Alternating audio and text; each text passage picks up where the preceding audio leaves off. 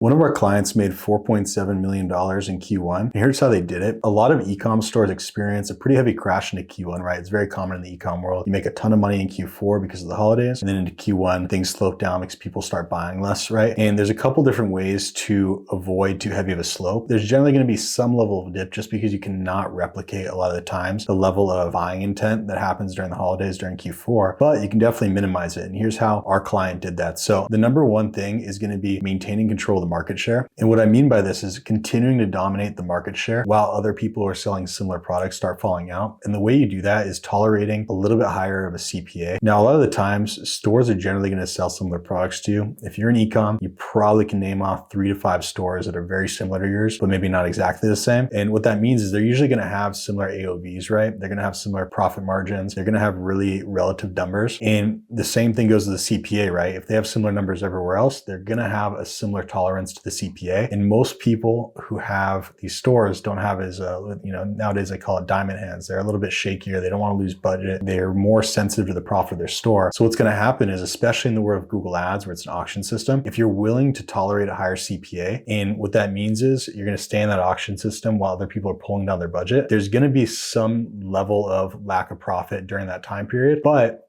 after people start shaking out, you're going to maintain that control in the space, and then you're going to get the CPMs and the cost per clicks for a lower cost because everything else is coming down. You were just holding tight for a little bit while CPA just stayed a little bit higher. And then because of that, you get the reward, right, of being at the top of the market, getting the most impression share for where your ads can show, while all the other stores scale down, and they're going to have to start that process again of slowly scaling up and being a little bit worried about pushing too hard because Q1 is usually a harder time to scale. So really encourage, take that certain period of sacrifice, even if you lose a little bit of profit during that time period. If you can maintain the control of the market and tolerate that higher CPA will come down, but it'll be after everyone else shakes out, and then you get to continue keeping up that market share, right? So next is going to be how that populates. Now, there's 2 areas that act a little bit different when it comes to the world of Google Ads, and half of it actually is going to relate closer to the Facebook side of things. When it comes to Google Ads, we talk about scaling out on the PPC side, which is going to be traditional cost per click, right? Marketing. It's going to be search ads. Then there's going to be the other side, which is going to be PMAX, shopping, and YouTube. Now, those areas, PMAX, shopping, and YouTube, they don't operate completely like how Facebook operates, but they're a lot heavier on the algorithm side of things. So the way that they actually react campaign-wise is going to be very similar to how Facebook reacts when there's things like this happening. But PPC is a little different, right? Because that's directly the auction system. That's going to be where you're really heavily allowing whether or not people are going to stay in or out of the market, because it's directly based on the cost per click, which is dictated what people are willing to pay for those clicks. So what I'm talking about in this video is probably going to correlate highest there, but the same thing does apply on these other areas, because something like PMAX, shopping, YouTube, right? The scale is the lever against ROI. So generally, if you have higher budget and ROI starts coming down, you lower that budget, ROI is going to go up. Same thing the opposite way. If you have a budget and ROI is scaling, and then you push the budget, ROI is going to come down. So it's usually a direct dependent to each other. And what will happen is, especially in like Q1, for example, you will see ROI start declining. And that's where you have to have those diamond hands, right? Because if you start moving budget around, you're going to do the exact same thing everyone else in your market's doing. You're going to reduce budget. It's going to pull ROI up a little bit, and then you're going to see ROI decline a little bit, and then you're going to pull down budget. You're going to keep playing this game. And what's going to happen is eventually you're going to get to a lower budget where you'll plateau. And that's where everyone else is plateauing. So highly encourage, hold out a little bit longer.